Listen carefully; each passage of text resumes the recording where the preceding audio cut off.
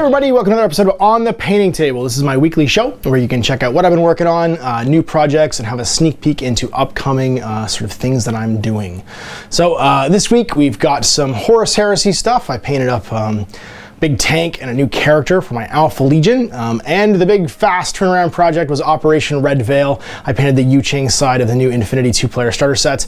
I recorded some games, which you will see next week on Friday, part 1 of 2 of Let's Play Infinity Operation Red Veil. I got some new stuff coming up too. Next week's another busy week. I'm going to be painting some more Horus Heresy stuff, although you haven't seen it here, you won't see it here today. It'll be a bit of a surprise because I still have to build it. There's more why. And also another Let's Play. We're doing a whole bunch of stuff next week. Yeah, it's going to be a busy week next week, Friday, Saturday, and Sunday. But you'll see it basically next Saturday in that Let's Play. But I have other things even further down the pipe that you'll be seeing here today that I've got put together so you can see some upcoming projects and just see what I journaled on in between projects this week. So without any further ado, let's see what I got done.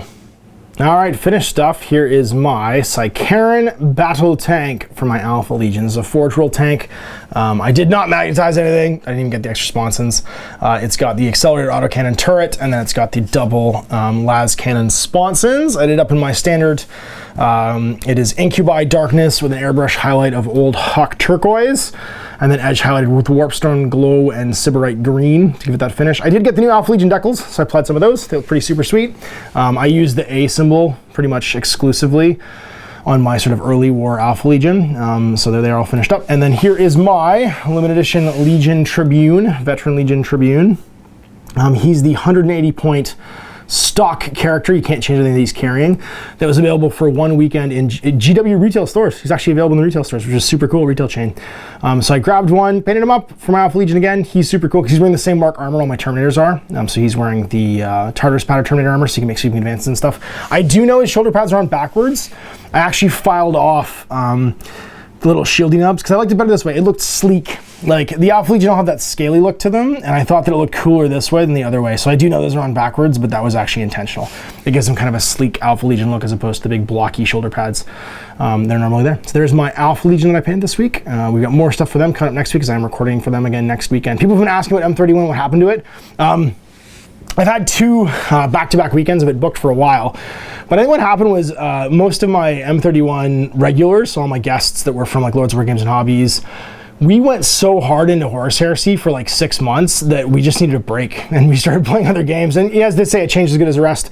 I'm sure we'll be back at it soon. We've just been kind of tinkering around with other games in the last little while. So you've seen me and Chris playing Malifaux, Jay from Lords of War and I playing Infinity and stuff like that. And we'll come back around to Horus Heresy. It's just like anything I guess what you say, anything in abundance can be excess. So take a little bit of break and we'll be back with it soon. So you'll see at least 4 games over the summer because I recorded 2 today. I'm recording 2 more next weekend, and you'll see those August and September. And here's my Yu Ching side of the Operation Red Veil starter set. So left to right, we've got a Zuyong multi-rifle. We've got a killer hacker ninja with a tack bow. She's pretty awesome, actually. I love the tack bow miniature. And she proved to be pretty great when I was recording this yesterday, too. We've got 3 Zhanshi, so the guys with the combi rifles. And then in the middle there, you have the Shen HMG. And the Tiger Soldier Hacker with a combi rifle and light flamethrower. I had every single, except for the Ninja of the Tack Bow, who hasn't existed until this point, I had every single one of these miniatures in the old sculpts. And if you want to see a then and now, either go on my Twitter or go on my Facebook page. So I actually put them next to the original sculpts just so you can see the size comparison and change. I love the old miniatures. The new miniatures are great too. It's just neat to see how stuff has evolved over the last 10 years because it's now been 10 years of Infinity. Wow, 10 years of Infinity. I've been playing all 10 years. It's just crazy to see how things have changed. So anyway, these are from the new starter. They're great. The Ninja there is the limited miniature that comes only in the starter set. The rest of this will be available as a general release. This will be the new Yu Ching starter set, apart from the Ninja with Tack Bow.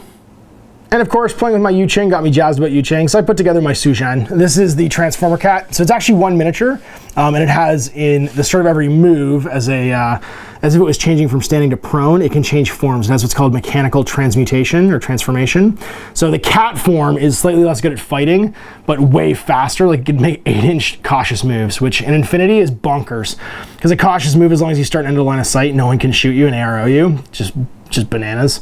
And the combat form's only 4-2. It's slower, but it's got awesome shooting stats and a Spitfire, so it's pretty super great. I have the old one too that I might actually paint up, just to have two of them and have the old one and the new one that I can show it to you guys. But for now, you'll see it's on these just random 40mm War Machine bases, because I'm going to paint him and airbrush him on those, and then put him on the MDF bases that the other guys are on as well, which I have a bunch of. So he's ready to go. My Kazakh Spetsnaz HMG, I have my converted one. I converted the Spec Ops, but Carlos at CB was nice enough to send this guy to me, so I put him together right away, because he is my favorite Ariadne miniature, as he is with most Ariadne players, and I want to have two, so I'm going to have my converted one now and the official one when it's all said and done. And as Nick Starter backers know, the Breeding Pits is shipping worldwide right now. It's the new Frostgrave expansion for Darkest Dungeons, and all kinds of underground sort of stuff. So I am starting a new warband for Breeding Pits, and this is the stuff I have left to paint for it. So I've got some critters and monsters, and I've got my new wizard, the Illusionist here. We're going to call him George Oscar, and then his nephew, George Michael. If you don't get that joke, then I don't know what to tell you. It's a great joke, but I don't know if everyone's going to get it or not. So anyway, George Oscar and George Michael. And then down here, we've got a Knight and a Templar. I want to use all the North Star official miniatures this time around for the campaign. So I'm painting up some of the new guys. I painted a bunch last week that you saw too. I've got a Tracker and a Hound as well that I'll be painting up. That's the Cult Tracker and Hound. They're just great miniatures. And that way, when I have a brand new warband, I'll probably paint some plastics too. And just some of the new critters from Breeding Pits. I've got a Basilisk. These guys have a crazy name. They're basically giant centipede dogs. They're all Reaper miniatures. And then a Reaper Minotaur, because Minotaurs can happen. And I'll be painting them up just to add to our collection of critters for being in the dungeons. I'm really excited about Breeding Pits. Owen is as well, and so is Mike. I think it's going to be really, really cool when you guys see what we do with it.